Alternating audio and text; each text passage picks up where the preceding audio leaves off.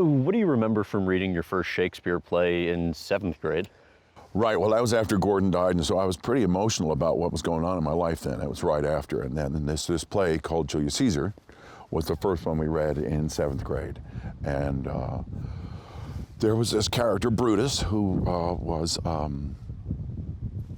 philosophically unmoved by emotion, who thought stoicism was the right way to go. You know, you make decisions based upon facts and you don't let your emotions carry you away. I thought that was a great philosophy. And it crafted what I started to do after that, because I could have kind of fallen apart because I really relied on my granddad. And then I thought I'm the only guy left of the family. I have to be strong for the women in the household, my grandmother, mother, and sister. And so I tried to just be a strong man. And it changed my focus on a lot of things about how to take things in stride, try to keep them in perspective a little bit and not allow them to change you or turn you into an idiot.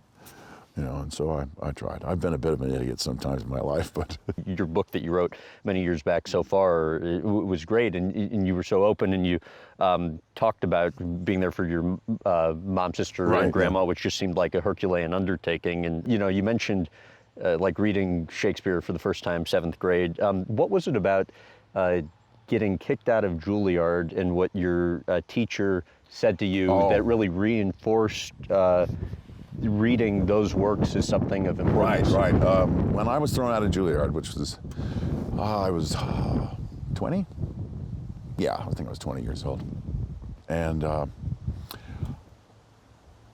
he said, is there anything you'd like me, is there anything you want to ask me? I said, well, yeah, what do I do from here? You know, what's the best thing? He said, well, you know, and this was John Houseman at the time, who was kind of a famous professor at that time. He said, read the great novels. Because if you do that and you dedicate yourself to that, you get information that becomes part of you.